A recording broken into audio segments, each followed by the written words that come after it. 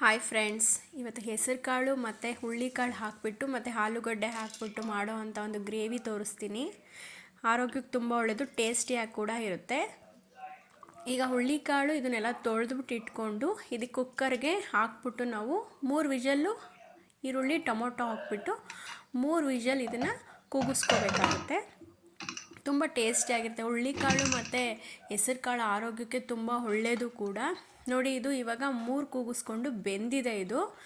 ಇದನ್ನು ಇಷ್ಟು ಒಂದೊಂದ್ಸಲಿ ಹುಳ್ಳಿಕಾಳು ಎಲ್ಲನೂ 4-5 ಕೂಗಿಸ್ಕೋಬೇಕಾಗುತ್ತೆ. ನೀವು ನೋಡಿಕೊಂಡು ಕೂಗಿಸ್ಕೊಳ್ಳಿ. ಇದಕ್ಕೇನು ಬೇಡ ಜಾಸ್ತಿ, ಮನೆಯಲ್ಲಿ ಮಾಡ್ಕೊಂಡಿರೋ ಅಂಥ ಸ್ವಲ್ಪ ಖಾರ ಪುಡಿ ಹಾಕ್ಕೊಳ್ಳಿ. ಮತ್ತು ಇದಕ್ಕೆ ಎಷ್ಟು ಬೇಕೋ ಅಷ್ಟು ರುಚಿಗೆ ತಕ್ಕಷ್ಟು ಉಪ್ಪು ಹಾಕ್ಕೊಳ್ಳಿ. ಮತ್ತು ಏನು ಅಂತ ಅಂದರೆ ಇದಕ್ಕೆ ಸ್ವಲ್ಪ ಧನಿಯಾ ಪೌಡರ್ ಹಾಕ್ಕೊಳ್ಳಿ. ಹಾಕ್ಕೊಂಡ್ಬಿಟ್ಟು ಗ್ರೇವಿ ತುಂಬಾ ಚೆನ್ನಾಗಿರುತ್ತೆ, ಆರೋಗ್ಯಕ್ಕೂ ಒಳ್ಳೆಯದು ಮತ್ತು ಹೆಲ್ದಿಯಾಗಿರುತ್ತೆ. ಇದಕ್ಕೆ ಸ್ವಲ್ಪ ಕಾಯಿ ತುರಿ ಮತ್ತು ಕೊತ್ತಂಬರಿ ಸೊಪ್ಪು ಎರಡನ್ನೂ ಕೂಡ ಇದಕ್ಕೆ ಆ್ಯಡ್ ಮಾಡ್ಕೊಳ್ಳಿ. ಈ ಗ್ರೇವಿ ಚಪಾತಿಗೆ ಪೂರಿಗೆಲ್ಲನೂ ತುಂಬಾ ಚೆನ್ನಾಗಿರುತ್ತೆ.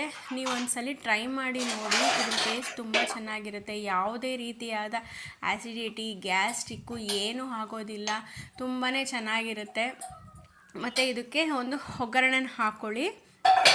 ಸ್ವಲ್ಪ ಇದು ಕುದಿಬೇಕು. ಇನ್ನು ನಾವು ಕುಕ್ಕರಲ್ಲಿ ಬೇಯಿಸ್ಕೊಂಡ್ಮೇಲೆ ನಾವು ಅದಕ್ಕೆ ಉಪ್ಪು ಖಾರ ಎಲ್ಲ ಹಾಕಿರ್ತೀವಲ್ವ, ಇದು ಸ್ವಲ್ಪ ಚೆನ್ನಾಗಿ ಕುದ್ರೆ ಆವಾಗ ಇದ್ರದ್ದು ಟೇಸ್ಟು ಚೆನ್ನಾಗಿರುತ್ತೆ. ಇದು ಕುದಿ ಬರುತ್ತಲ್ವ, ಕುದಿ ಬಂದಮೇಲೆ ಒಂದು ಜೀರಿಗೆ, ಸಾಸಿವೆ, ಒಂದು ಒಣಮೆಣ್ಸಿನ್ಕಾಯಿ ಹಾಕ್ಬಿಟ್ಟು ಇದಕ್ಕೆ ಮತ್ತು ಕರ್ಬೇವಿನ ಸೊಪ್ಪನ್ನ ಆ್ಯಡ್ ಮಾಡ್ಕೊಳ್ಳಿ.